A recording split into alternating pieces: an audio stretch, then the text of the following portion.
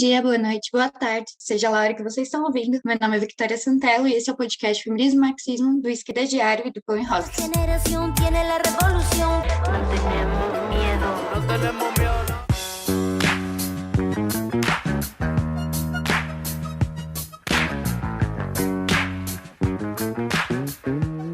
E hoje a gente vai para Cuba, isso mesmo, hoje é dia de mergulhar na história da Revolução Cubana, a primeira revolução socialista da América Latina, e chegar até os dias de hoje e as grandes polêmicas que atravessam a ilha. É capitalismo ou socialismo? É ditadura ou democracia? Enfrentar o imperialismo ou se aliar com o imperialismo? Mas e o Fidel, hein? Revolucionário ou burocrata? Essas e muitas outras questões importantes sobre Cuba você vai ter aqui no seu podcast Feminismo e Marxismo.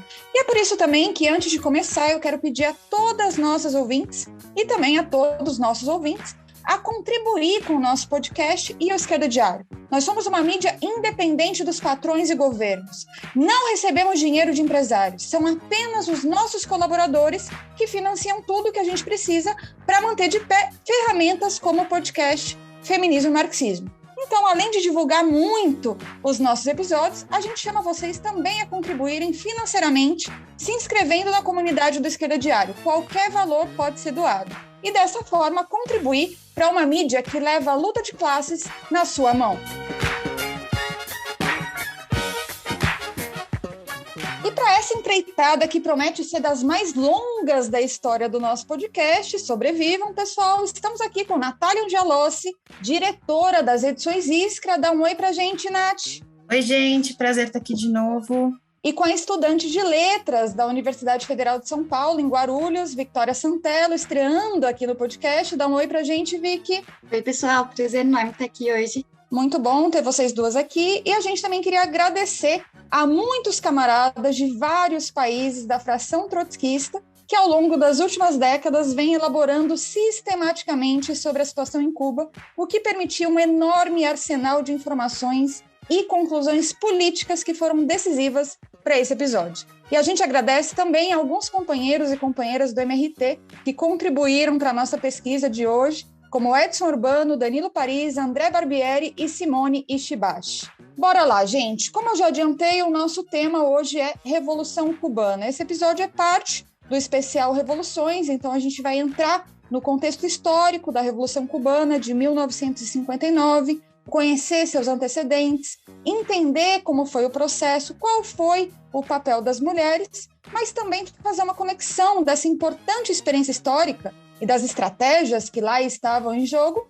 com a atualidade de Cuba. Então, para começar, Nath, é com você, fala um pouco do contexto histórico da Revolução Cubana. Nossa, debater a Revolução Cubana de 59, o que levou, né, ela acontecer, é um baita tema, cheio de meandros, camadas, mas vamos lá. Acho que vale começar dizendo que a história da Cuba moderna, ainda enquanto colônia espanhola, ela começa a se gestar ainda em meados do século XIX, moldando, então, como seria tanto a estrutura econômica quanto as características das classes dominantes da ilha, né?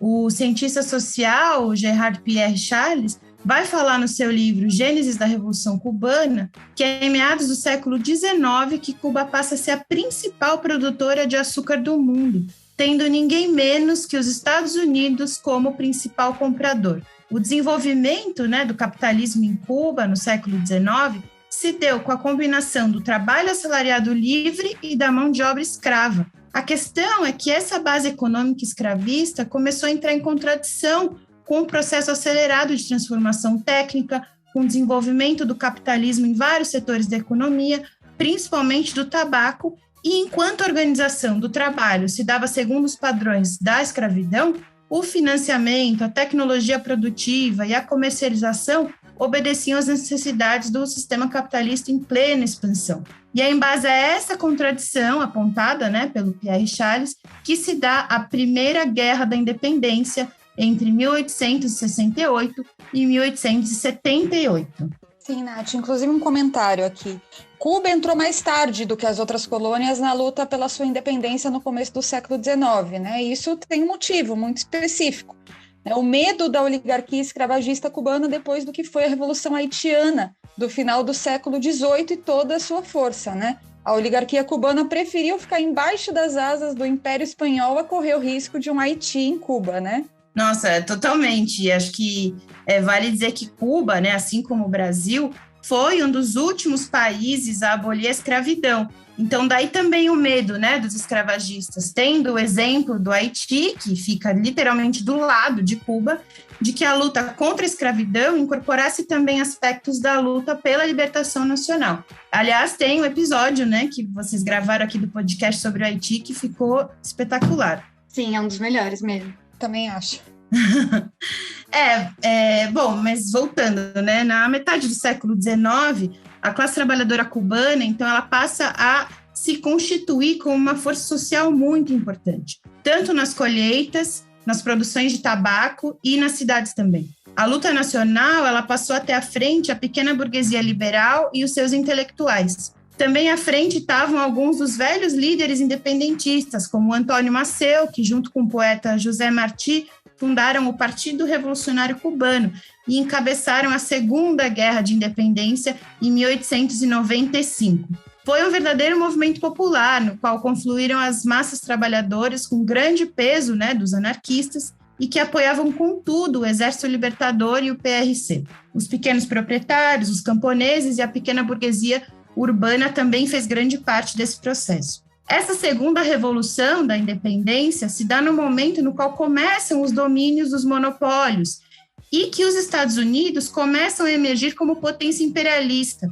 Importante dizer que os Estados Unidos sempre tiveram uma política de dominação imperialista em Cuba, um conflito determinante para ajudar a selar, né, essa dominação dos Estados Unidos em Cuba foi a Guerra Hispano-Americana de 1898, entre os Estados Unidos e a Espanha.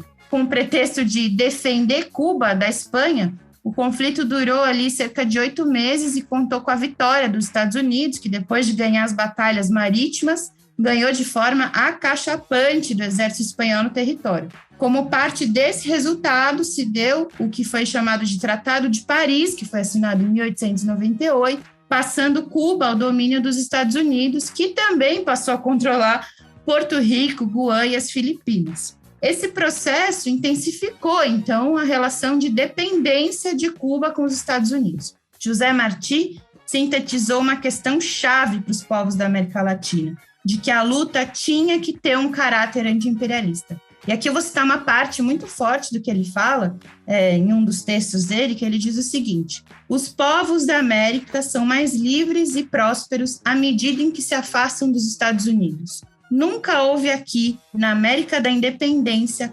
assunto que requeira maior sensatez, nem que exija maior vigilância. Essa citação segue, e eu ficaria aqui um tempão, mas o que eu queria mostrar é que o cara tinha uma visão bem progressista em relação ao imperialismo e ao papel dos Estados Unidos em Cuba e na América Latina. E também da importância do papel que tinham as classes populares e o papel que elas poderiam cumprir no processo de independência. Lembrando um pouco até o que foi o jacobinismo na França, né? Sim, é forte a ideia de, né, os povos mais livres são os que mais se afastam dos Estados Unidos, né? Tamanha é a expoliação imperialista sobre tantos povos, né? Essa é mais uma mostra disso, né? Nossa, totalmente. É bem visceral mesmo esse ódio, né, da expoliação. E o José Martí, não é que ele era um cara defensor de um governo de trabalhadores, não era isso. Mas ele era defensor de um Estado que garantisse mais igualdade social. E daí a sua política, então, né, de conformar uma frente anticolonialista de caráter policlassista que tinha o lema de unidade da nação contra a ocupação espanhola. Ainda assim, vale muito resgatar esse seu aspecto anti-imperialista, né? Enfim, o Martí morre em combate e não demora muito para a direção do PRC subordinar o movimento popular à burguesia e aos latifundiários, que, por sua vez, pedem e conseguem o apoio do imperialismo norte-americano e sua intervenção militar ali na ilha. Com a independência, né, e aqui eu estou fazendo aspas, não dá para ver, mas estou fazendo as aspas da independência com os dedos, porque, enfim, não era de fato uma independência. Em 1902, Cuba começa, então, a viver um status semicolonial, né, sob a tutela dos Estados Unidos. As primeiras décadas, né, da ilha após essa independência de 1902 são marcadas por várias questões, mas eu poderia elencar, né, a Emenda Platt, que foi elaborada pelos Estados Unidos e depois foi anexada como apêndice da Constituição cubana. Essa era uma emenda que garantia que os Estados Unidos tinham total liberdade para intervir em Cuba, política e militarmente. Também foi marcada nessas primeiras décadas pelas ocupações militares dos Estados Unidos, que já eram muitas na ilha, e também pela dependência econômica das exportações de açúcar para o mercado americano. Sim, e depois os anos 30 já são mais movimentados, né, Nath? É com a crise de Wall Street e a queda dos preços do açúcar, que abalou a ilha, né, que em agosto de 33 se inicia, então, uma revolução sem precedentes, né? Nosso tema aqui hoje. Exatamente, sem precedentes mesmo. Enfim, começa com uma greve geral, né, por tempo indeterminado, que foi decretada pelo Congresso Nacional dos Trabalhadores Cubanos e pela Federação dos Trabalhadores de Havana, influenciada bastante ali pelos nossos irmãos trotskistas. E essa forte greve derruba a ditadura do assassino Gerardo Machado, que o cara era apelidado de açougueiro, então imagina. Esse processo dá origem ao governo nacionalista de Grau San Martín e do Antônio Guiterres, que revoga a emenda Platt, concede liberdades democráticas de organização para o movimento operário estudantil, suspende a dívida externa, concede autonomia universitária e garante uma jornada de trabalho de 8 horas. Tal governo, né, esse governo cai nas mãos da reação organizada pelo então sargento Fulgêncio Batista em setembro de 1933, mas não sem enfrentar a grande resistência das massas operárias, camponesas e da pequena burguesia urbana. Esse golpe contou com o apoio da burguesia e do imperialismo norte-americano mais uma vez. E a classe operária, enfim, chegou a ter nesse momento, chegou a constituir ali organismos de auto-organização. O problema é que ela careceu de uma política independente que permitisse que ela hegemonizasse o movimento, que naquele momento era liderado por setores radicais da pequena burguesia.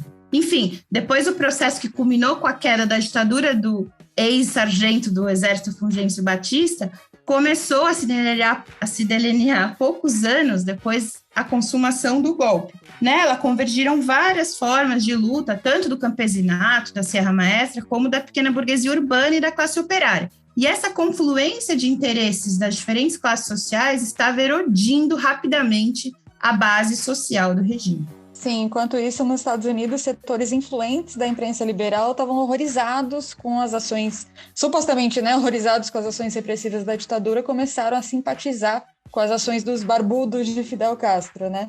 Exatamente. E a base, né, do descontentamento popular, ela estava na situação econômica particular ali do país, né?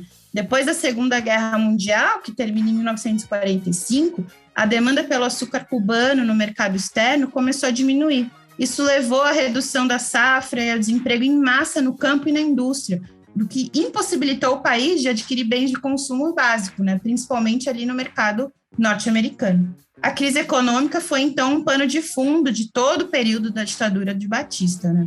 De novo, né, o movimento operário ele era liderado naquele momento por uma burocracia, né, que era dirigida pelo Eusébio Mujal, que era apoiador do governo e que era atrelado ao governo dos pés à cabeça. E passa, né, o governo do Batista passa a intensificar a perseguição política e os métodos que a gente chama de gangster contra qualquer tipo de oposição.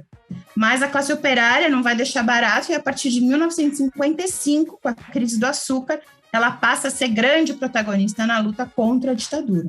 Sim, grande protagonista. Mas e o movimento estudantil? Fala um pouco também, porque é importante para esse processo. Claro, o movimento estudantil, ele, enfim, toma o início ali da frente à oposição à ditadura e, enfim, foi brutalmente reprimido, né? Era um movimento estudantil ligado à ortodoxia, que era o chamado Partido Novo Cubano Ortodoxo, esse era o nome, né, do partido, então era conhecido como ortodoxia, e, enfim, começaram a levantar uma política baseada em 3 pilares, né? O primeiro era o de retomar as antigas liberdades democráticas. O segundo era uma delimitação clara com o partido autêntico para que esses não hegemonizassem a luta pelo fim da ditadura.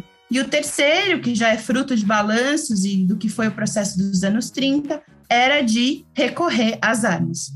Em 1953, acontece aí o famoso assalto ao quartel de Moncada, em 26 de julho de 53, com o qual, enfim, o Fidel tentou ali forçar uma insurreição popular, ficou bem conhecido, né, esse assalto ao quartel, foi uma tentativa fracassada, mas que marca o início de uma violenta e armada oposição à ditadura por parte dos estudantes e a configuração também de novos setores políticos. Esse episódio ficou bem famoso, né? A ação no quartel e também a defesa do que o Fidel fez no julgamento, né? Falando que a história me absolverá, né? Como ele disse. E esse foi um momento que fez do Fidel se transformar numa figura popular, né? A gente já contou aqui também, em episódios anteriores, como o stalinismo deturpou e traiu a Revolução Russa e a classe trabalhadora internacional. E é pesado, porque no caso de Cuba, enfim, o stalinismo teve uma política escandalosa. Eles simplesmente se aliaram ao ditador Batista. É isso mesmo, o PC cubano levou às últimas consequências a política de colaboração de classes e defendeu a ditadura de Batista contra o movimento dos trabalhadores e dos camponeses, impressionante. Em 1955, os trabalhadores açucareiros da cidade de Santiago, Camagüey e Las Vilas realizam uma forte greve, dando início à luta dos proletários e dos trabalhadores agrícolas contra a ditadura. O que começou, então, ali como uma greve por uma demanda salarial, econômica, logo se transformou em um movimento radicalizado, que reunia os operários das usinas de açúcar com os desempregados da safra açucareira e com os estudantes da cidade. Em meio a uma das tantas crises do açúcar, o Batista não podia permitir a paralisação do ramo industrial, já que, enfim, isso ia atacar os negócios da grande burguesia e do imperialismo. E aí a resposta do regime foi clara, foi uma brutal repressão. Os trabalhadores, em pouco tempo, passaram, então, de salários a gritar bem alto, abaixo o governo criminoso. Essa experiência se aprofunda em setores dos trabalhadores e lança as bases para a superação da burocracia sindical. Outro marco que demonstra o papel da classe trabalhadora foi, enfim, a expressão do que foi a Greve Geral de 1957, que teve ali o epicentro na cidade de Santiago, logo depois do assassinato do Frank Paes, que era um líder urbano do M26, o movimento 26 de julho, que foi fundado em 57. Enfim, o alto grau de espontaneidade, de combatividade das massas foi respondido de novo com a militarização da cidade e uma repressão, impressionante. Sim, e enquanto isso também, né, na Serra Maestra, o Fidel e os seus companheiros, eles foram formando uma base social no movimento camponês, né, e por outro lado, formalizaram uma política de alianças com o resto das forças de oposição, né, o mais importante é o chamado Pacto de Caracas, né? Você podia também explicar um pouquinho mais sobre isso? Então, no final de 58, né, 1958, as colunas do exército rebelde, comandadas pelo Che Guevara e o Camilo Cienfuegos, impuseram uma forte derrota ao exército Batista na Batalha de Santa Clara. Um setor dos militares, que tentava chegar a um acordo com os rebeldes, tenta uma última manobra desesperada, que era tentar dar uma solução para a crise por meio da criação de uma junta militar. Essa manobra é desarmada pela greve geral de 5 dias, que permitiu a entrada do exército rebelde em Havana, e o posterior estabelecimento do governo provisório de Manuel Urrutia. O Fidel Castro, né, enfim, poucos meses depois, teve que reconhecer o papel fundamental desempenhado pela classe trabalhadora naquela época. Inclusive, ele falou assim, afirmo, foi a greve geral que destruiu as últimas manobras dos inimigos do povo. Foi a greve geral que nos deu fortalezas da capital da República. E foi a greve geral que deu todo o poder à Revolução. Enfim, esses são os eventos aí alguns dos eventos que constituíram os antecedentes revolucionários de 1959. Sim, muitos antecedentes, né? Mas foi bom resgatar, acho que ajuda a contextualizar todo esse processo anterior da década de 30, né? Enfim, que nos ajuda a entender o tema, né? Justamente que a gente está aqui debatendo hoje, que é entender o processo em 59, né? E também nos dá uma visão mais da situação política em Cuba naquele momento, para a gente, enfim, analisar de conjunto.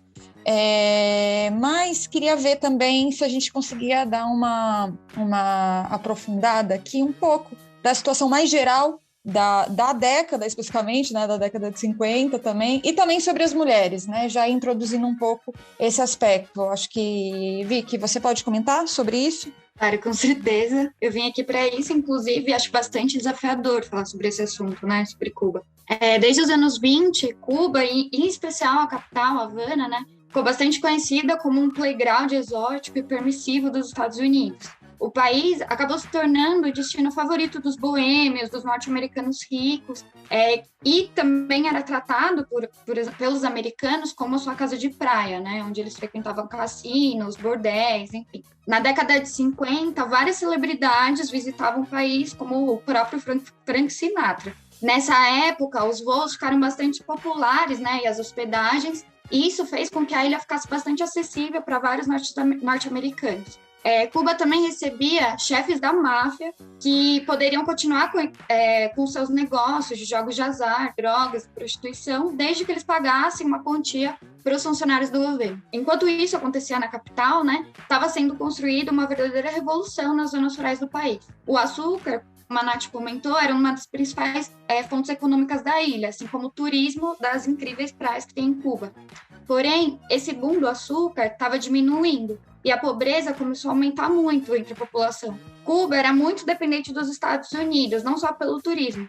Para vocês terem uma ideia, eu vou falar alguns números aqui para vocês terem uma noção. Os interesses financeiros dos Estados Unidos incluíam 90% das minas cubanas, 100% das refinarias de petróleo, 90% das fazendas de gado, 80% dos serviços públicos, 50% das ferrovias e 40% da produção de açúcar, além de 25% dos depósitos bancários, que é cerca de $1 bilhão. Ou seja, praticamente uma colônia norte-americana. Exato, né? Inclusive, eu acho que a Nath comentou isso, mas o ápice da interferência norte-americana em Cuba foi a conhecida Emenda Platt, né? Que é o tratado em que Cuba permitia que os Estados Unidos interferissem no país quando bem entendessem, né? Nesse período, a ilha, então, ela se desenvolveu à sombra dos interesses norte-americanos, então o governo ele funcionava como um balcão de negócios do imperialismo, diretamente, né? Sim, exatamente o balcão de negócios do imperialismo.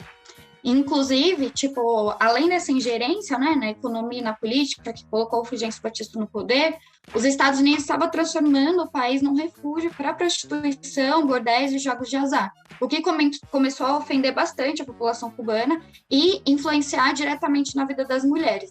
Quando eu estava pesquisando para o podcast, inclusive, eu encontrei vários textos e vídeos de liberais falando da, entre aspas, realidade cubana, antes da Revolução. Eles falavam de números como o quinto maior número de televisões per capita do mundo, ou uma capital com mais salas de cinema do que Nova York, luxuosos cassinos e casas de show. O que eles não falam, na verdade, é que esses números se concentravam na capital Havana, onde quem aproveitava, né, desses benefícios eram os estrangeiros e não era a população. Muito diferente do que acontecia na capital, nas outras regiões reinava o trabalho precário nas lavouras de açúcar e de tabaco. E a população passava fome, enquanto os ricos e importantes artistas norte-americanos esbanjavam dinheiro com a prostituição das mulheres cubanas. Sim, e tudo isso se dava justamente nesse contexto que a Nath explicou antes também, né, da ditadura do Fulgêncio Batista, né, um militar cubano que foi efetivamente ditador de Cuba entre 52 e 59, até ser então derrubado pela Revolução Cubana, que a gente vai tratar aqui hoje. Mas vamos lá, e sobre a tradição de luta das mulheres? Exatamente, inclusive queria comentar sobre isso. Assim. Como a gente já falou aqui, Cuba foi um país bastante explorado pelo imperialismo escravista espanhol, e assim como no Haiti, no Brasil e em todos os países colonizados, a população de Cuba lutou muito bravamente contra a escravidão e pela independência da Espanha. Eu queria voltar um pouquinho mais no tempo para destacar uma figura bem conhecida em Cuba, que é chamada Mariana Grajales. Ela foi uma das primeiras mulheres a lutar pela liberdade do seu país. Quando ela era jovem, ela teve acesso a noções do liberalismo porque os pais delas eram proprietários de terra. Em 1851, ela se casou com Marcos Maceo, com quem teve 9 filhos. Isso que ela já tinha 4, ou seja, ela teve 13 filhos no total. Junto com o marido dela, a Mariana contava para os filhos histórias de movimentos de independência de outras nações latino-americanas e caribenhas. Já em 1968, começa a Guerra de Independência em Cuba, né?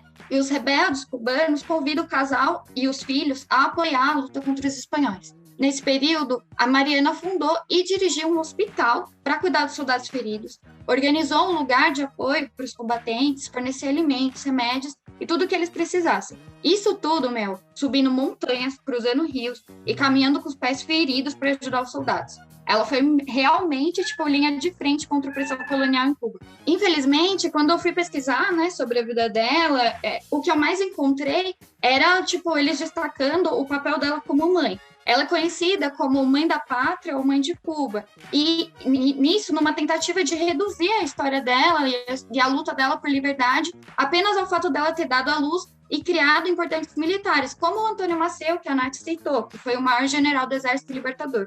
Apesar disso, a Mariana ajudou a reunir o seu povo em uma forte campanha militar, que seria a chave para acabar com o domínio espanhol. E mesmo depois de ter sido exilada na Jamaica com sentença de morte, ela formou associações patrióticas entre os cubanos exilados pela liberdade do seu país. Sim, inclusive o pelotão de mulheres revolucionárias, que a gente vai falar um pouco mais para frente, se chamava Las Marianas, né, em homenagem a essa mulher tão forte aí que a Vicky resgatou. Exatamente, nossa, a gente vai falar daqui a pouco. Bom, mas tudo bem. Gente, vamos entrar no processo revolucionário, porque hoje o tema é longo, vai ser um episódio extenso, são muitas coisas. A gente quis aqui fazer esse resgate justamente para não ser uma abordagem superficial sobre o processo da Revolução Cubana, mas já deu, vamos entrar no processo revolucionário então.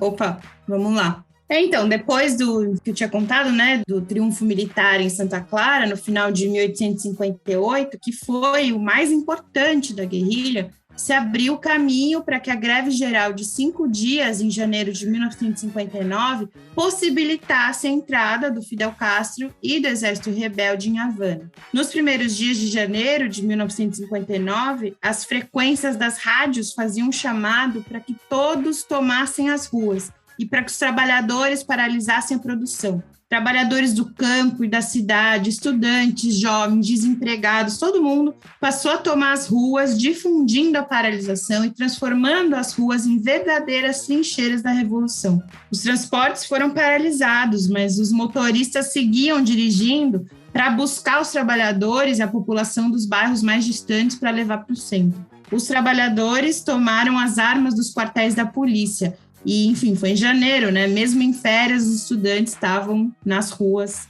tomando as ruas. Sim, daí que o ditador Fulgêncio Batista foge, né, para os Estados Unidos, e assim começa o processo que vai desembocar na única revolução socialista triunfante na América Latina, como a gente comentou antes, que terminou, né, com a expropriação da burguesia e os proprietários de terras, né? Pois é, o cara se acovardou completamente, saiu de fininho. Enfim...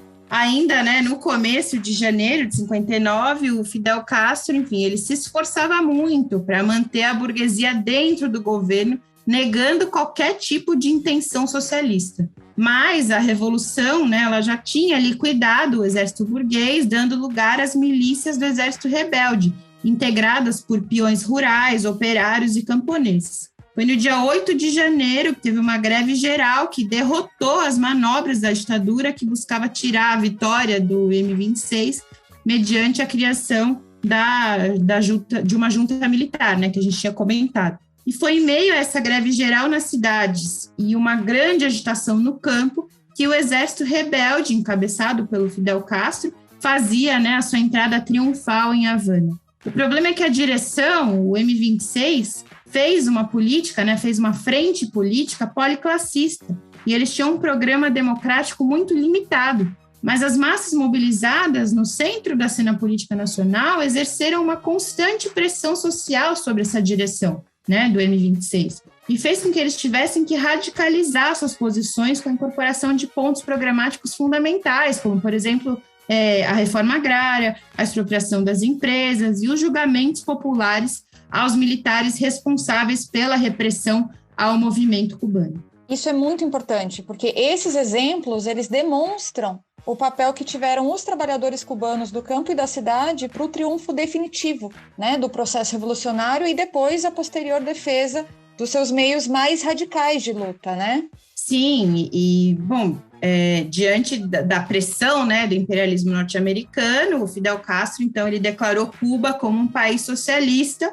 e, enfim, eles aí acabam expropriando os principais meios de produção, as empresas imperialistas e da burguesia local também. Essa transformação de Cuba em uma economia de transição ao socialismo desmentia as falsas teses dos stalinistas, né, da revolução por etapas nos países semicoloniais. segundo a qual a classe operária devia se subordinar à suposta burguesia nacional.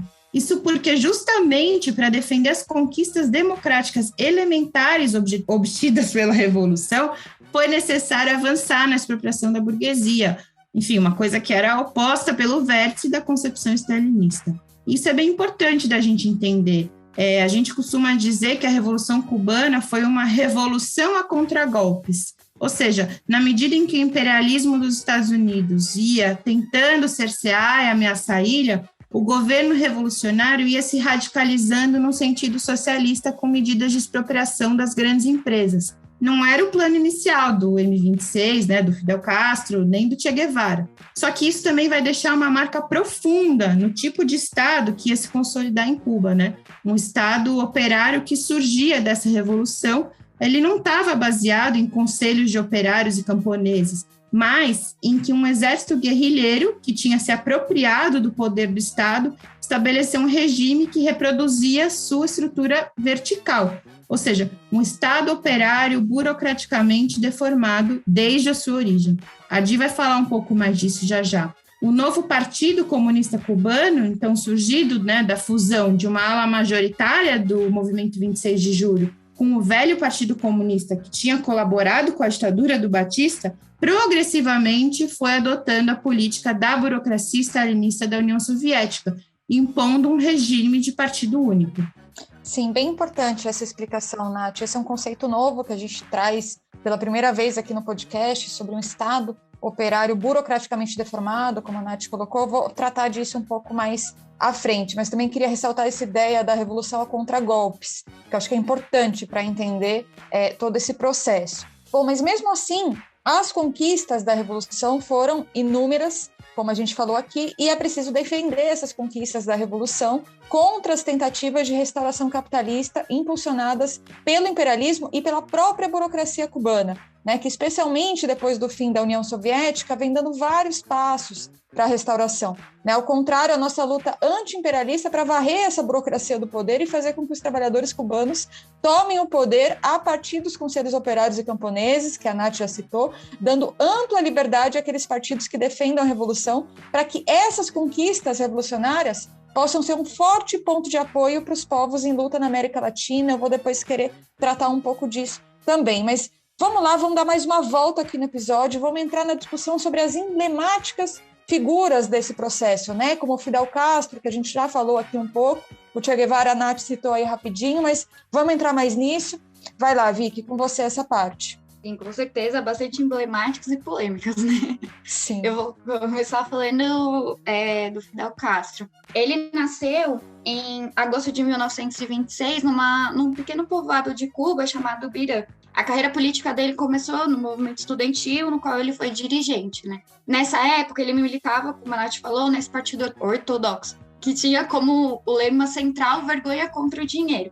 Na real, o objetivo principal desse partido era lutar contra a corrupção nos marcos da democracia parlamentar, tipo, nada muito além disso, assim. Em 1953, ele encabeçou esse fracassado ataque ao quartel Moncana, com o objetivo de provocar uma insurreição popular contra o Fulgêncio Batista para restaurar a Constituição de 40. Aí, na sua defesa, né, por causa desse assalto, ele desafiou os juízes com o seu conhecido texto, A História Me Absolverá, no qual ele denunciava as condições de vida do povo cubano e a falta de liberdade democrática. Em 1956, ele volta, né, do seu exílio do México, junto com Che Guevara, se aloja em Sierra Maestra, onde o exército rebelde constrói as suas bases na luta. A partir desse momento, o Fidel começa a exercer a liderança do movimento 26 de junho, que começa a gestar um movimento de massa de oposição à ditadura. No dia 1º de janeiro de 1959, as forças do exército rebelde chegam vitoriosas em Santiago de Cuba e o ditador Fulgêncio Batista sai correndo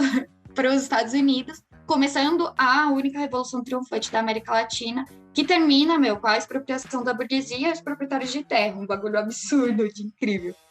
A força, né, dessa lenda do Fidel Castro, na verdade, vem das grandes massas que foram colocadas em movimento e levantaram o primeiro Estado operário da América Latina.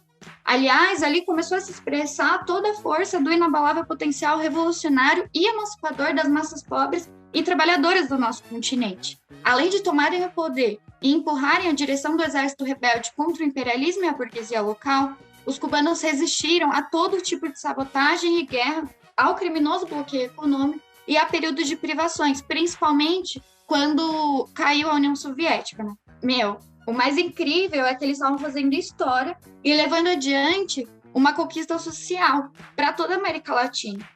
Diante de todo esse processo, né, na real que o Fidel, né, a sua maneira, conseguiu expressar tudo isso, resistindo por bastante tempo à potência imperialista mais bem armada do mundo em um minúsculo espaço geográfico a poucos quilômetros dos Estados Unidos. Eu entendo que muitas pessoas de esquerda tenham referências no Fidel Castro como um grande líder revolucionário. Afinal, ele dirigiu por décadas o Estado que realizou a primeira revolução na América Latina. Mas a gente não pode deixar de falar das contradições dele, né? Sim, porque são muitas, né, no caso. Com certeza. Realmente. A real, é que no período da Revolução, o Castro não seguia um programa socialista. Na verdade, o Fidel era um democrata burguês que se viu obrigado a levar à frente o programa socialista. A Revolução Cubana, ela tinha liquidado o exército burguês e no seu lugar agora estavam as milícias do exército rebelde, integradas por trabalhadores rurais, operários e camponeses que acompanharam o povo no poder. Esse cenário, com o povo no poder, né, colocava muito medo na burguesia que ainda estava no governo naquela época. E aí eu vou contar para vocês a postura do Fidel. Ele se esforçava bastante para conter a burguesia, afirmando o seguinte: essa revolução é tão verde como os coqueiros, negando qualquer intenção socialista com essa afirmação. Durante o processo revolucionário, na verdade, o que o Fidel fez foi se adaptar aos acontecimentos para não perder o controle, se alçando sobre a onda revolucionária popular e encarnando um novo tipo de bonapartismo sui generis. Sob a liderança do Fidel, a Revolução Cubana dá à luz a um Estado operário burocraticamente deformado, como a Nath explicou, a mando de uma burocracia. Sim, eu ainda vou explicar mais esse conceito do Estado operário burocraticamente deformado, mas para pegar essa questão que a Vicky colocou, né, inclusive o bonapartismo castrista, ele tem uma dupla função política, né? Por um lado, né, se sustentar no apoio popular diante das ameaças imperialistas e da burguesia contra-revolucionária no exílio, e, por outro lado, impedir o surgimento de instituições de democracia direta, como os soviets, que expressem a autodeterminação e o governo direto das massas operárias e camponesas, né, assim como substituir o livre debate e a liberdade dos partidos que apoiavam a revolução pelo regime do Partido Único, né, e, junto a isso, impediu que o triunfo em Cuba servisse de ponto de apoio para a expansão internacional da Revolução, representando um bloqueio à dinâmica permanente da Revolução na América Latina, né? Essa foi a marca da adesão do Fidel à reacionária teoria stalinista do socialismo no seu país. Sim, exatamente. E quando o Fidel aderiu ao socialismo, né, o castrismo estreitou as relações com o stalinismo cubano e avançou na burocratização do regime logo depois da Manhã Revolucionária. O Fidel, inclusive, usou a sua autoridade para apoiar os tanques soviéticos que esmagaram a Primavera de Praga em 1968, como parte de impedir a expansão internacional da Revolução.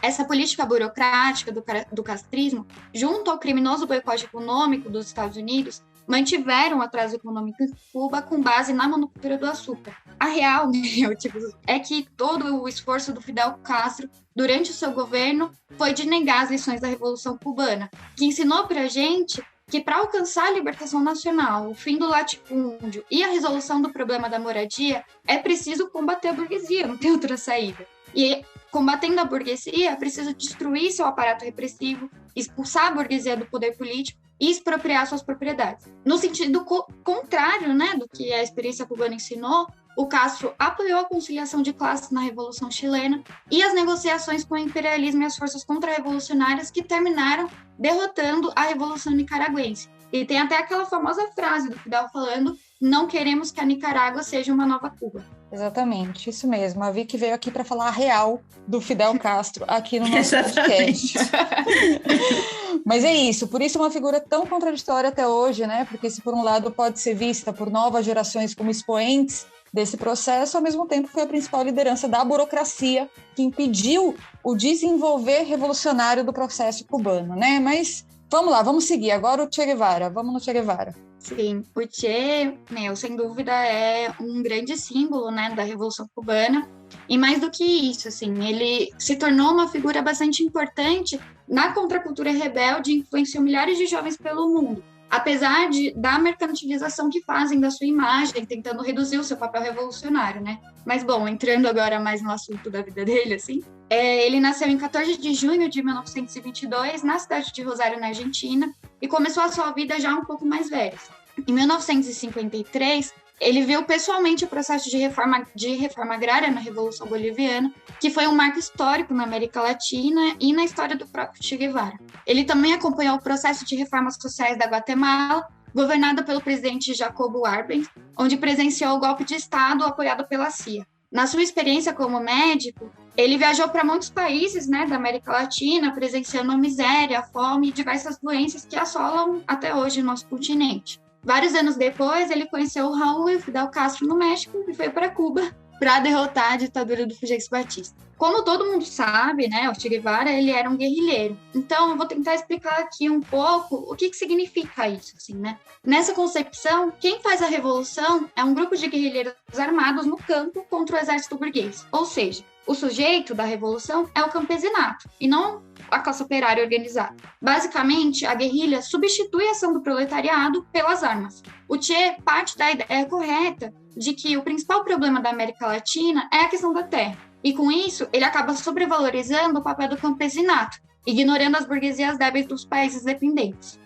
Sim, e se tem uma coisa, né, que a Revolução Cubana mostrou na prática, é que as demandas camponesas, como a reforma agrária, só podem ser levadas à frente em aliança com o proletariado e derrubando a burguesia. Né? O Che era bastante radical em relação a esse rompimento, né, com setores burgueses. Sim, exatamente. Um ponto importante, inclusive, para destacar, e que se contrapõe, na verdade, ao que a gente defende, é que ele, assim como o Fidel, também concordava com a visão burocrática de partidos do exército. A concepção guerrilheira, por si só, já é uma concepção burocrática, né? Pois a constituição de um exército exige também a mais estrita disciplina e comando dos comandantes. Um tipo de disciplina mecânica, militar mesmo, assim, como uma subordinação das massas ao tempo do exército guerrilheiro. O pensamento do Che é, em certo sentido, produto do domínio stalinista no movimento operário na segunda metade do século XX.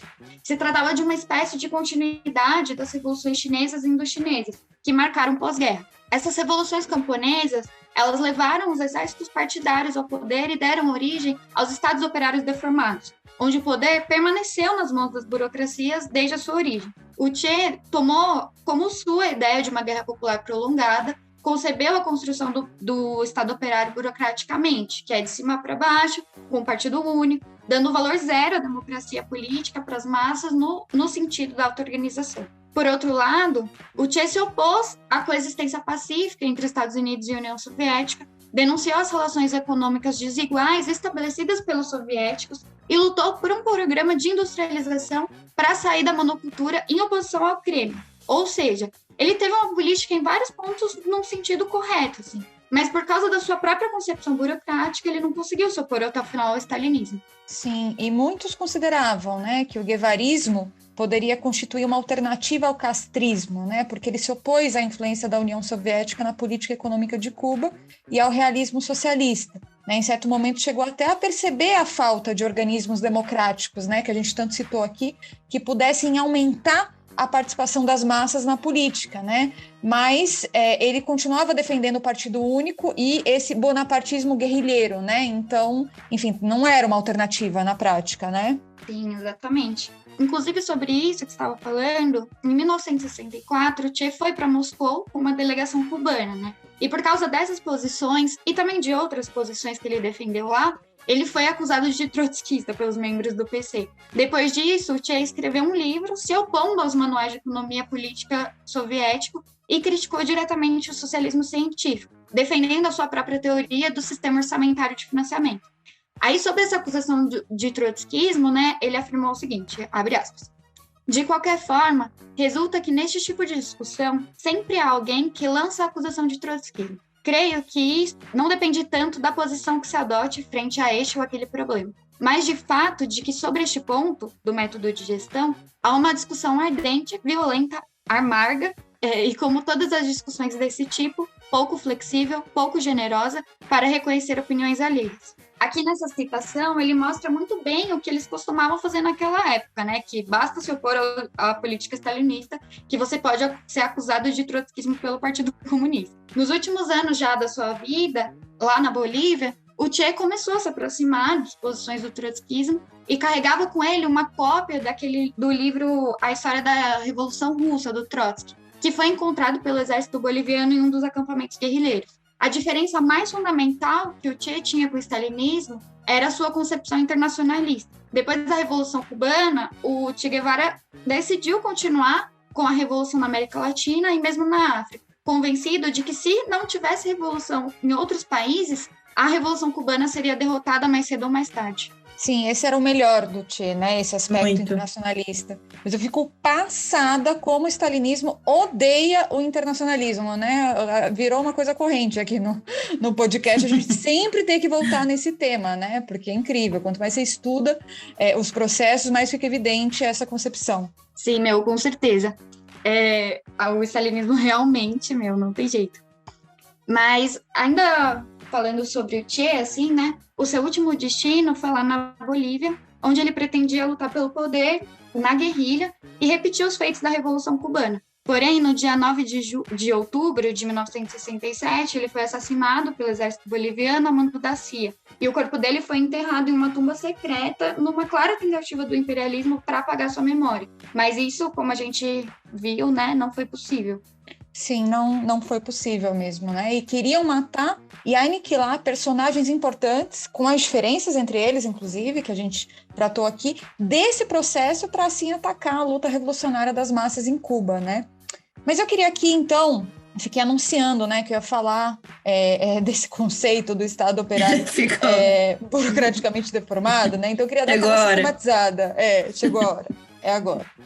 A Nath e a Vicky já fizeram referência aqui, mas, enfim, vou tentar dar uma aprofundada aqui. Bom, a gente considera Cuba um Estado operário pelo fato de que, através da conquista do poder político, a burguesia e os latifundiários foram expropriados. A propriedade foi nacionalizada, se impôs o monopólio do comércio exterior e se instaurou a planificação como instrumento da política econômica. O que é o deformado, então, desse conceito? Bom, as características deformantes, digamos assim, desse Estado estão dadas porque à frente desse Estado se encontra uma burocracia que impede o exercício direto do poder por parte de operários e camponeses pobres. Uma burocracia que obtém privilégios da direção desse Estado e que atua como um fator conservador da ordem social no que diz respeito à luta de classes. Né? Isso tudo, eu dei uma sintetizada aqui, isso tudo foi o que a gente foi definindo ao longo do episódio, né? Mas aqui era para dar aquele arremate na definição. E por isso, por que dar esse arremate na definição? Para a gente entrar, então, que programa que se defende frente a um Estado operário deformado? Né? Bom, vou tratar disso aqui também, né? Partindo de que no enfrentamento aos ataques imperialistas e na defesa de todas as conquistas da Revolução Cubana, né, a gente, enfim, com essa perspectiva, o conceito que a gente utiliza, né, o programa que a gente utiliza, né, é um conceito do Trotsky, conhecido como revolução política, ou seja, uma revolução direcionada a mudar a direção do Estado operário, defendendo todas as suas conquistas, né? Ou seja, não se trata de fazer uma nova revolução social e econômica para reverter as bases da propriedade privada e tudo mais, né? Como seria no caso de estados diretamente capitalistas, mas sim preservando as conquistas da revolução, tomar o poder das mãos da burocracia, né? Restaurar a democracia soviética baseada nos organismos de autodeterminação das massas e continuar a obra da revolução, que necessariamente tem que se expandir internacionalmente, né, levando adiante o que a burocracia encastelada paralisou para se manter no privilégio. Né? Esses são conceitos fundamentais, que é o que permite a gente não capitular o imperialismo, né, como faz o PSTU, por exemplo, e nem a burocracia castrista, como faz os stalinistas. Né? O stalinismo aqui no Brasil louva o Fidel Castro e toda a burocracia atual em Cuba, supostamente para enfrentar o imperialismo, mas na realidade é para reviver todo tipo de concepção que tira a classe trabalhadora como sujeito hegemônico da luta revolucionária. Por isso, você nunca vai ver um stalinista defendendo a auto-organização. E a questão é que, para enfrentar os stalinistas nessa posição, as correntes trotskistas precisariam ser fiéis continuadoras dessa concepção teórica do Trotsky, da revolução política, né? Por isso não tem cabimento, por exemplo, que o PSTU iguale Cuba a uma ditadura capitalista, né? Na última semana eu estive debatendo com a companheira Vera Lúcia, do PSTU, e eu colocava isso em debate, né? Que essa posição, na prática, terminava abandonando a defesa das conquistas restantes da Revolução, gravemente atacadas pela burocracia castrista, e agora por Dias-Canel, se colocando ao lado do imperialismo, que faz essa definição sobre Cuba, né? Mas para trabalhar esses dois conceitos importantes, né? Estado operário deformado e o programa da Revolução Política. Mas, bom, colocado isso, vamos dar um passo adiante aqui no nosso episódio. Vamos entrar um pouco mais agora, que a gente viu esses elementos fundamentais, não se entende nada da Revolução Cubana sem esses elementos. Vamos entrar, então, nas demandas e no papel das mulheres. A Nath podia comentar um pouco sobre isso. Vamos sim, mas muito bom de colocar os pingos nos is aí, porque realmente muito se fala, né, da Revolução Cubana, mas pouco se fala dessas divergências bem importantes, né? Sim. Bom, mas sobre a questão das mulheres, né, acho que as mulheres tiveram um grande protagonismo, não só na Revolução de 1959, mas também nos levantes contra a escravidão, que a ilha viveu até a abolição em 1879, uma abolição bem tardia, e em todas as revoltas e mobilizações pela independência nacional.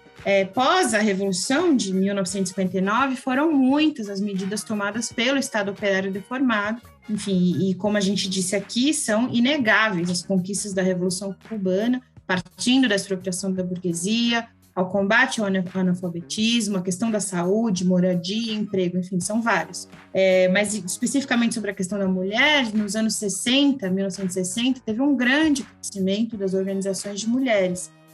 Também nesse ano que é fundado a FMC, que é a Fundação de Mulheres Cubanas, e que teve mais de 3,5 milhões de mulheres nesse primeiro congresso em 1960. Como, enfim, conta a Maria Auxiliadora César, que é autora do livro Mulher e Política Social em Cuba.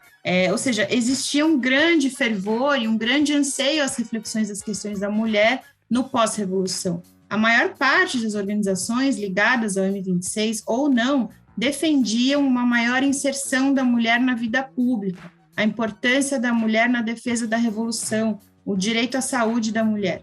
Até 59, né, o aborto ele era legalizado em Cuba só em casos de estupro ou de risco à saúde da mulher. Depois da Revolução, né, alguns anos depois, em 1965, o aborto ele se torna um direito a todas as mulheres com até 10 semanas de gestação. E aí o Código Penal de 1979 passou, então, a permitir que todas as mulheres que buscassem o Sistema Nacional de Saúde tivessem o direito ao aborto seguro e gratuito garantido. Enfim, são demandas e foram conquistas fundamentais, né? Mas eu queria colocar que acho que assim, a grande questão era que para avançar nas demandas das mulheres, né, para além do que eu coloquei aqui, era necessário ir muito além da expropriação da burguesia, né? Assim como foi na Revolução Russa, nos anos que seguiram a Revolução, né, antes da burocratização stalinista, em Cuba era necessário fazer como na Revolução Russa, né? Ou seja, era necessário fazer com que as mulheres fizessem parte do Estado operário, através de organismos de auto-organização. Era necessário que, combinado à expropriação da burguesia, existisse uma política do Estado para que as mulheres pudessem se libertar do trabalho doméstico, trabalho enfadonho, trabalho doméstico, fazendo com que fosse tarefa do Estado o cuidado das crianças, que fossem criadas lavanderias públicas e restaurantes públicos. Né? Em Cuba, após 59, começa a se gestar uma movimentação das mulheres, uma mudança cultural e nos costumes. Isso foi chave, isso é um dos aspectos que o Trotsky define como parte permanente da revolução, né? A necessidade da revolução dentro da revolução, para mudar os costumes, livrando as mulheres do machismo, da opressão e da dupla jornada, para dar às mulheres as mesmas condições dadas aos homens. Era necessário que se criassem as condições materiais para isso. Só que o problema é que a política do castrismo não apontava nesse sentido, né? Muito pelo contrário. Enfim, além disso, assim, como parte dessa reação, digamos assim, no âmbito das relações sociais e dos costumes, Cuba também não foi capaz de avançar para criar uma constituição que defendesse os direitos das mulheres e dos LGBTs. Como foi, por exemplo, realizado nos primeiros anos depois da Revolução Russa, né, em que a homossexualidade foi descriminalizada e as pessoas tinham os mesmos direitos ao se relacionarem, fossem um casal do mesmo gênero ou de gêneros opostos, sem a necessidade de uma regulamentação do Estado. Ao contrário, né, o castrismo perseguiu, torturou e matou homossexuais. Para vocês terem uma ideia, em 1961, só 2 anos depois da Revolução, ou seja, no fervor ali da Revolução, o que era chamado, né, o Esquadrão da Escória, né, em português, ele é Esquadrão de la Escória, que era uma polícia secreta, perseguiu e prendeu dezenas de prostitutas e homossexuais. Depois, entre 65 e 68, a burocracia castrista não se deu por vencida, criou ainda as unidades militares de ajuda à produção, né? O MAP, que era chamado, que eram campos de trabalho forçado para a reeducação, entre aspas, a reeducação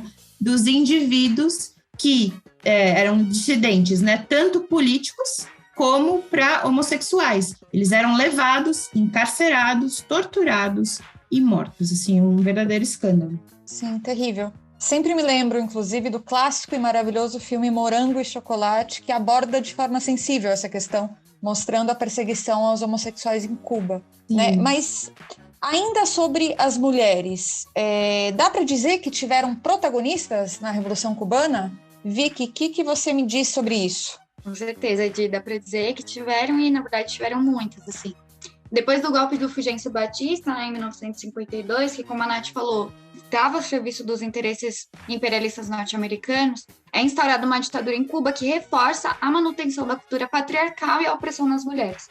Nessa época, surgem mais de 29 organizações de mulheres de caráter político, social e assistencial contra o regime. Uma das principais organizações, inclusive, em luta naquele momento, era a FEU, né, que era a Federação dos Estudantes Universitários, que organizava homens e mulheres e foi um dos primeiros a encabeçar a oposição à ditadura, sendo brutalmente reprimida pelo governo. A FEU era a porta de entrada para muitas mulheres que queriam se organizar e terminavam se aproximando do Diretório Revolucionário 13 de Março, onde os estudantes se preparavam para a luta armada. Outra organização feminina de bastante destaque foi a Frente Nacional de Mulheres Martianas, a FCMM, que era um grupo revolucionário que se estendeu por quase todo o país e agia muito próximo ao movimento 26 de julho. Esse grupo começou a se organizar alguns meses depois do golpe e buscava, pela via da Revolução Armada e da instauração do poder popular, colocar fim à ditadura do Fulgêncio Batista. Além dessas, também tinha a Frente Cívico de Mulheres Cubanas e a Frente Cívico de Mulheres Martianas. Para ser parte da luta revolucionária, né, as mulheres elas tinham que se enfrentar diretamente com a opressão patriarcal. O machismo da sociedade cubana capitalista dizia que, enfim, não era certo, né, que as mulheres andassem desacompanhadas e se reunissem com os homens.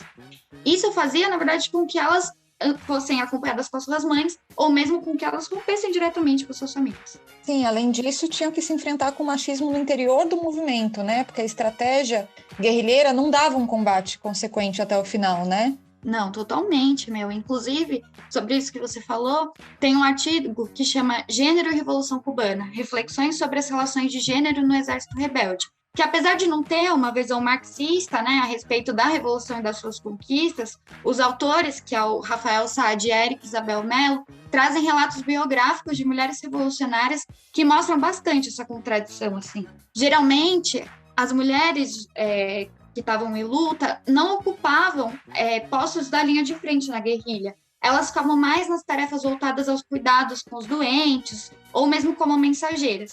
Inclusive, vou pedir licença aqui para citar um trecho desse texto que traz a história da Célia Sanches e da Haide Santa Maria, inclusive nem sei se eu sei falar o nome dela direito. É isso aí, Haide, provavelmente. Que eram guerrilheiras cubanas consideradas, inclusive pelo discurso oficial, como grandes heroínas da Revolução. Vou citar aqui, abre aspas. Segundo Haide, Célia queria ir ao México para participar da expedição liderada por Fidel, que viria a se tornar a famosa expedição do Gânima, Um dos motivos de Célia não se destinar ao México foi justamente pelo medo de que Fidel não a deixasse embarcar na expedição. Haider, que também havia partilhado do desejo de participar dessa expedição heróica, afirma que Fidel confirmou posteriormente que não a teria deixado embarcar. Aí, entre aspas, a citação dela. Depois, tive a grande satisfação de que Fidel disse que, se eu fosse ao México, não teria deixado. Célia se posiciona de forma compreensiva e concordante com a posição de que uma mulher frágil e desprotegida, longe de somar como mais uma combatente, seria um peso a mais, e afirma. Além disso, teria sido uma preocupação para os outros e para Fidel, porque teriam que cuidar de uma mulher. Eita, nossa. Pois é. Cada uma. Eita. Agora, falando já do Che, assim, da posição do Che em relação às mulheres, eu vou falar um pouco sobre o livro La Guerra de las Guerrillas, né, a Guerra de Guerrilhas, em que ele discute o papel das mulheres na luta armada.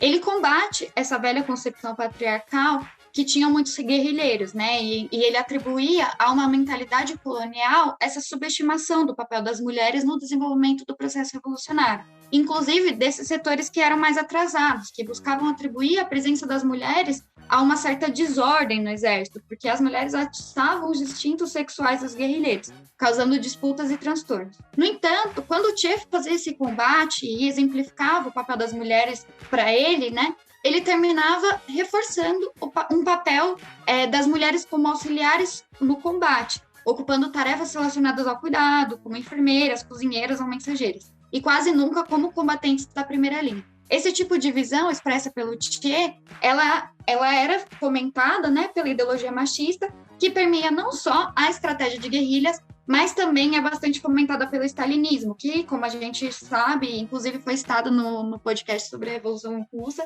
retirou as conquistas das mulheres depois da Revolução, como direito ao aborto, e premiava as mulheres que tinham mais filhos na União Soviética. Sim, e o stalinismo e a guerrilha também fomentavam a imagem do herói viril, né, guerreiro, sem temor ao sacrifício pela pátria, né, todo esse rolê errado, né? Nossa, totalmente. Exatamente. Inclusive, sobre isso, eu vou até citar de novo esse texto, Gênero e Revolução Cubana. Abre aspas. E ali se constituem dois modelos distintos de homem.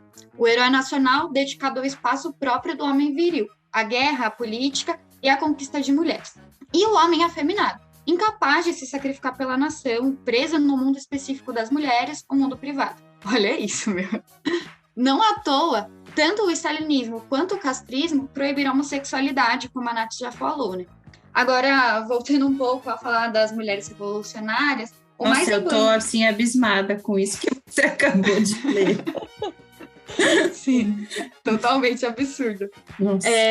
Mas falando agora das mulheres, sim, o mais emblemático é que, apesar dessas dificuldades, né, impostas pela ideologia patriarcal, as mulheres, nunca baixaram a cabeça. O grande exemplo disso foi o pelotão de mulheres revolucionárias, Las Marianas, que a Adi já tinha falado antes, né? Ele era formado por 13 jovens na faixa de 17 anos, mais ou menos, sobretudo de origem camponesa. E foi organizado pelo Exército Rebelde para combater na Sierra Maestra, ao lado da Célia Sanches e do Fidel Castro. Diferente do que fala, né, a história oficial, esse pelotão foi formado por iniciativa dessas mulheres, que se enfrentaram com a maioria do Exército Rebelde. A galera costuma atribuir a criação desse pelotão ao Fidel Castro, falando que ele conseguiu convencer os conservadores do Exército Rebelde. Mas, na verdade, foram as mulheres do pelotão Las Marianas que se enfrentaram com séculos de opressão que colocava elas num papel secundário, quando, na real, elas queriam mesmo era ser protagonistas da própria história e da história da humanidade. Sim, muito bom isso. Bom, gente, a Vicky pegou bastante bem já o problema da concepção guerrilheirista, mais em geral, em relação também à questão das mulheres, mas eu queria dar uma voltinha a mais aqui, porque é importante aprofundar, né, nessa diferença da nossa estratégia enquanto marxistas revolucionários em relação à estratégia guerrilheirista.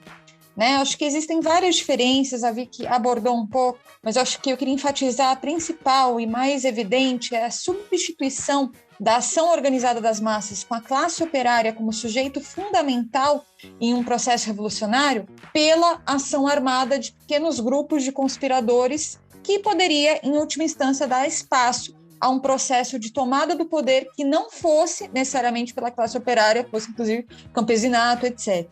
Então, a necessária auto-organização dos trabalhadores, paralisando a produção, tudo isso é substituído por uma luta de focos armados que, com guerrilhas minoritárias, tentam minar o inimigo localmente, mas sem se utilizar do verdadeiro poder organizado da nossa classe. E daí já vem com tudo essa diferença no papel das mulheres, porque a história mostra, não só a história recente, mas toda a história, que quanto mais de massas é um movimento, maior a participação e o protagonismo das mulheres.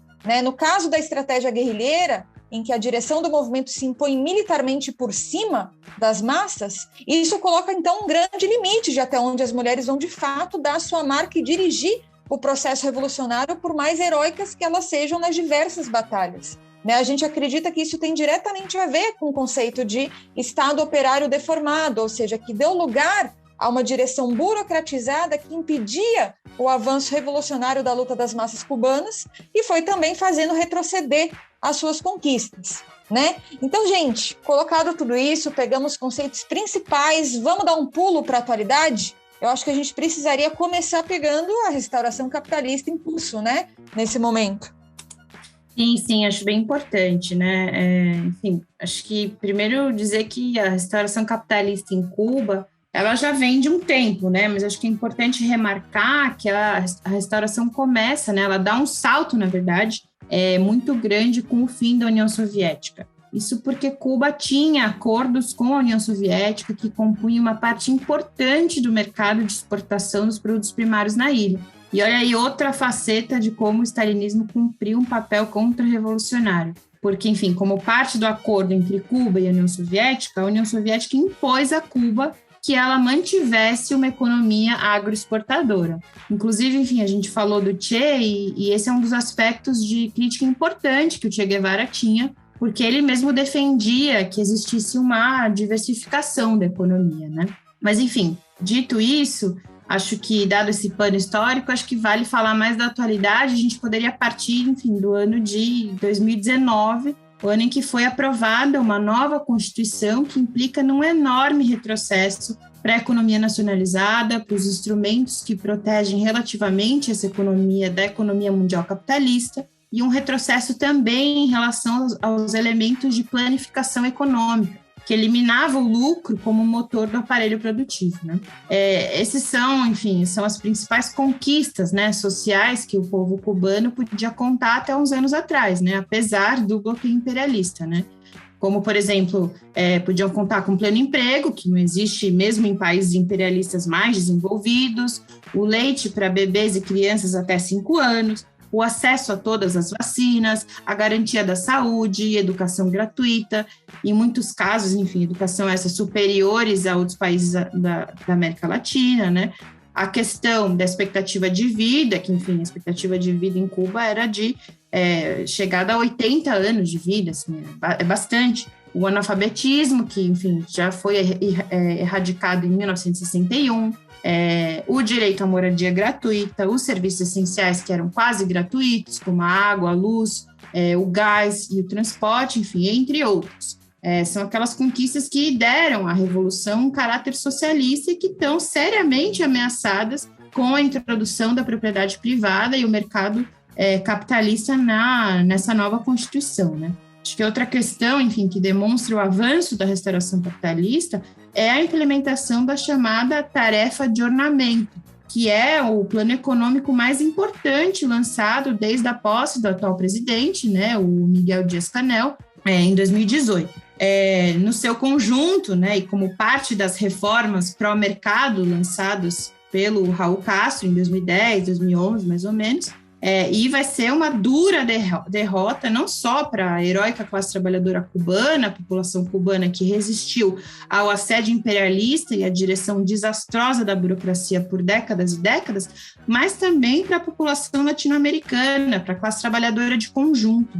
Em meio à crise econômica, que, enfim, desencadeada pela pandemia, enfim, que chegou a reduzir em 50% o turismo na ilha, em relação aos níveis normais, e também com o bloqueio econômico dos Estados Unidos, o governo ainda anunciou uma série de medidas econômicas no início de dezembro do ano passado, que, enfim, inaugura um novo cenário aí no país. Sim, e o que a gente vê é, de um lado, um severo ajuste às massas trabalhadoras, né, pela via da inflação e um corte nos subsídios e gratificações indevidas, né, como o governo cinicamente chama, né, o que certamente aumentará o desemprego, e de outro, uma nova bateria de medidas para atrair investimentos estrangeiros e fortalecer o chamado setor privado, né, pequenos e médios comerciantes e empresários que empregam de 0 a poucas dezenas de pessoas, né? Pois é, exatamente. Assim, e esse ano o Biden, né, o Joe Biden, deu ainda continuidade à política do Donald Trump em relação à ilha, né, que reforçou o bloqueio e as sanções econômicas, pondo fim à política de negociações bilaterais, que, enfim, chegou a levar o Obama a visitar Cuba em 2016. Mês passado, enfim, importante lembrar que tiveram fortes mobilizações, confrontos, muita repressão, centenas de detidos, entre eles referências e ativistas da esquerda cubana que ainda estão presos. Enfim, as demandas centrais aí desses protestos em Havana e em outros pontos da ilha foram por conta do desabastecimento, dos preços altos dos alimentos, dos cortes de luz em meio à crise sanitária causada pelo coronavírus, né? Foram, enfim, setores da população que foram às ruas com essas reivindicações que são extremamente legítimas, enquanto o país atravessa o pior momento da pandemia, com denúncias de centros de saúde colapsados, como aconteceu em outros países, inclusive, e a falta de medicamentos e de outros produtos de primeira necessidade, né? Essa situação da ilha e as manifestações populares, elas não são explicadas apenas pela pandemia e pelas agruras do bloqueio, mas também tem forte responsabilidade das políticas pró-capitalistas da burocracia. Sim, totalmente, meu. E por tudo isso que a gente falou aqui, né, toda essa história incrível, revolucionária, que a gente precisa defender, muito fortemente, com unhas e dentes, as conquistas da Revolução Cubana, contra o imperialismo e contra a burocracia restauracionista do PC cubano. Em primeiro lugar, a gente deve se posicionar muito fortemente contra o criminoso embargo econômico que os Estados Unidos impõem a Cuba há mais de 60 anos. Esse bloqueio ele foi imposto pelo presidente Kennedy dos Estados Unidos depois da crise dos mísseis e a tentativa fracassada de invadir a Baía dos Porcos. Ao longo dos anos, esse processo trouxe muitas consequências econômicas e sociais para Cuba e se intensificando com o governo Trump. Mas, até como a Nath mostrou, se engana quem acha que o Biden faria diferente, né? Ele já demonstrou que vai seguir a mesma linha dura do Trump em relação à ilha, e, inclusive, em julho deste ano, diante dos protestos que aconteceram em Cuba, o atual presidente dos Estados Unidos resolveu endurecer essa política do embargo. Sim, o embargo não serve apenas para as empresas americanas, né? Os Estados Unidos podem processar outros países que tiverem relações comerciais com Cuba, né? Um verdadeiro absurdo. Escândalo. Nossa, totalmente. Além disso, né? Disso, a gente deve defender as conquistas da Revolução, como a expropriação e a nacionalização das grandes propriedades privadas, o monopólio do comércio exterior, a centralização e o planejamento da economia, a educação e saúde de qualidade, etc. Além do bloqueio econômico, né? Acho que é importante a gente falar que um dos maiores inimigos do Estado operário cubano é a própria burocracia do PC cubano, que vem tomando medidas no sentido de restaurar o capitalismo e controlam a maior parte da economia estatal. É muito importante acabar com esses privilégios que eles têm, em particular os que estão em posições superiores. Também é muito importante a gente impulsionar organismos realmente democráticos, né, no país, para que os trabalhadores e a população tenham o direito de decidir os rumos da sua própria história, né? Inclusive em oposição ao regime de partido único que é imposto pela burocracia até hoje. Defender um regime que é verdadeiramente democrático significa garantir a existência de plena liberdade de associação, imprensa, opinião, de greve, mobilizações, de todos os partidos e grupos, organizações sociais, sindicais, estudantis, que defendem a revolução e se reivindicam anti-imperialistas. Sim, e a liberdade dos presos políticos também, né?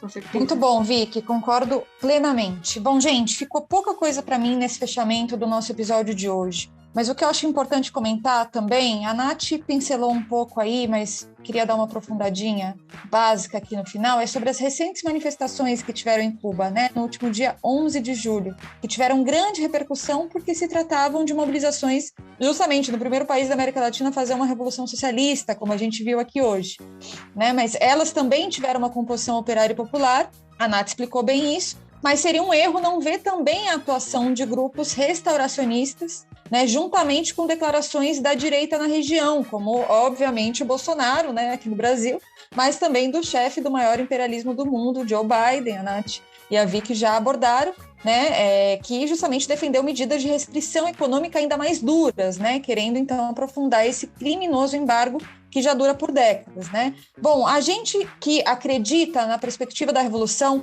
como a Vicky colocou, a gente precisa ter uma perspectiva que não faça coro com o imperialismo e nem com a burocracia castrista, agora sob o comando do Díaz-Canel, né, que veio tomando medidas que favorecem toda essa restauração aí em Cuba, né, como, enfim, a reforma trabalhista, né, a Nath explicou que foi levada a cabo pelo Raul Castro, aumentou a jornada de trabalho, os níveis de exploração, né, essas todas são medidas que explicam, né, por que essas mobilizações ocorreram, né, então posições que vêm em Cuba apenas uma ditadura capitalista, como eu comentei antes, significam um abandono da defesa das conquistas da Revolução de 59, né? E a perspectiva da revolução política do Trotsky, que é parte central do seu legado, né? E é por isso que, para a luta das mulheres, é fundamental assumir essa perspectiva.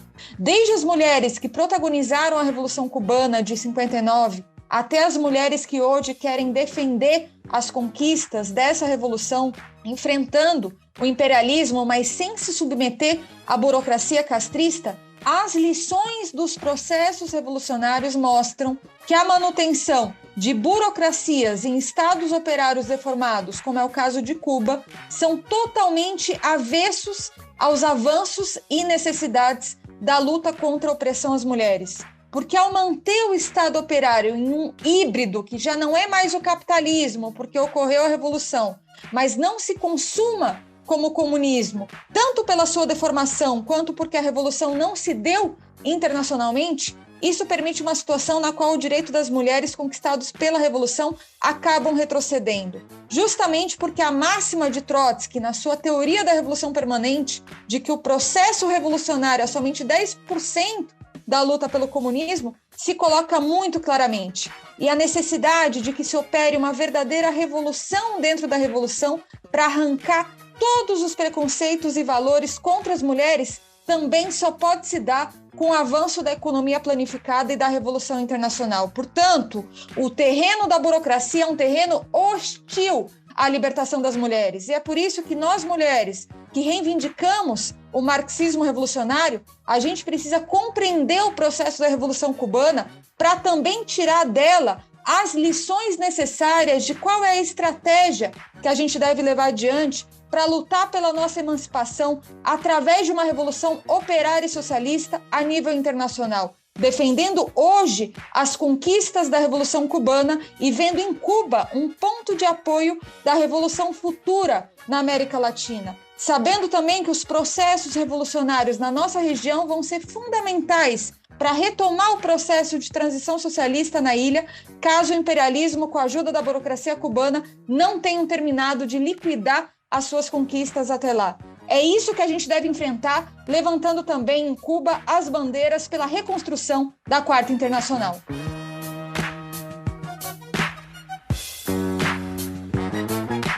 E batendo recordes, assim como nas Olimpíadas, aqui temos o episódio mais longo da história do nosso podcast por culpa, né, das convidadas, porque eu mesmo falo pouco. Ainda bem que eu falando da revolução, não é mesmo? Ainda que seja para ir na essência das coisas e analisar a fundo todos os desvios que querem fazer para distanciar a nossa luta de uma verdadeira saída revolucionária, mas seguiremos. Eu queria agradecer muito a Nath e a Vicky pela aula que deram aqui hoje. Muito obrigada a vocês duas. Obrigada, foi ótimo. A gente sobreviveu. Tomara que todo mundo que ouça sobreviva também. Obrigada, gente. Eu adorei participar, adorei a pesquisa, adorei a Olimpíada aqui também. Sim, muito bom, gente. Com certeza é um episódio fortíssimo que os nossos ouvintes vão gostar bastante.